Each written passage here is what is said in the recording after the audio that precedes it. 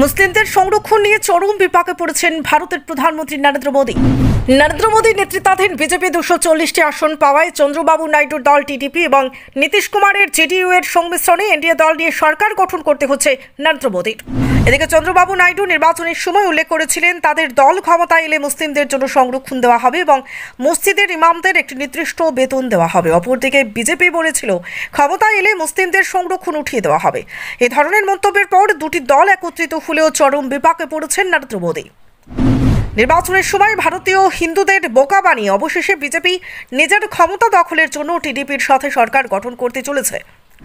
যে বিজেপি কঠোর হিন্দুত্ববাদী হয়েও মুসলিমদের ঘোষপেটিয়া বলে কটাক্ষ করেছেন, সেই বিজেপি মুসলমানদের সংরক্ষণের প্রতিশ্রুতি দেওয়া চন্দ্রবাবু নাইডুর সাথে সরকার গঠনে রাজি হয়েছে শুধুমাত্র নিজের গদি বাঁচাতে।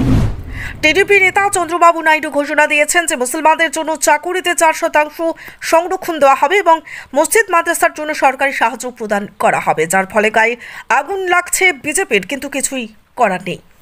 ভারতের লোকসভা নির্বাচনের ফলাফলের শেষে শুরু হয়েছে ক্ষমতা দখলের পালা। ক্ষমতা দখলে মত্ত দলগুলো নির্বাচনের সময় কে কি স্লোগান দিয়েছিল সেসবের কোনো খেয়াল নেই। এদিকে ধর্মের নামে স্লোগান ধর্ম রক্ষার জন্য নয়, শুধুমাত্র ভোট মেরুকরণের জন্য দেওয়া হয়। তার বাস্তব প্রমাণ মিলেছে এবারের লোকসভা নির্বাচনে। এমনটা না হলে কেন কঠোর হিন্দুত্ববাদী বিজেপি শুধুমাত্র ক্ষমতায় টিকে থাকতেই মুসলমানদের সংরক্ষণের প্রতিশ্রুতি দেওয়া চন্দ্রবাবু নাইডুর টিডিপির সাথে জোট গঠন করলো? সত্যি রাজনীতিতে অসম্ভব বলে কিছুই নেই, স্বার্থের জন্য সবই সম্ভব।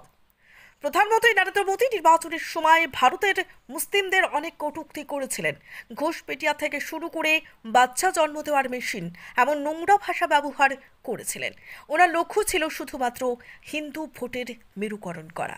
অবশেষে যখন বিজেপি সংখ্যাগরিষ্ঠতা অর্জন করতে পারেনি, তখন বিহারের মুখ্যমন্ত্রী নীতিশ কুমার এবং টিডিপির নেতা চন্দ্রবাবু নাইডুর সমর্থনের প্রয়োজন হয়। কিন্তু যে হিন্দুত্ববাদের স্বার্থে বিজেপি ক্ষমতা দখল করছে, তার সাথে সম্পূর্ণ বিপরীত মতাদর্শ রয়েছে চন্দ্রবাবু নাইডুর। নির্বাচনের সময় চন্দ্রবাবু নাইডু মুসলমানদের জন্য 4% সংরক্ষণ দেওয়ার প্রতিশ্রুতি দিয়েছেন। অপরদিকে বিজেপি বলেছিল মুসলমানদের সংরক্ষণ উঠিয়ে দেবে, কিন্তু এখন ক্ষমতার লোভে বিজেপি চাপে পড়ে তার প্রতিবাদ করার সাহস পাচ্ছে না। চন্দ্রবাবু নাইডু মুসলমানদের জন্য সবচেয়ে বড় প্রতিশ্রুতি দিয়েছেন, যা অন্য কোনো রাজনৈতিক দল দেয়নি।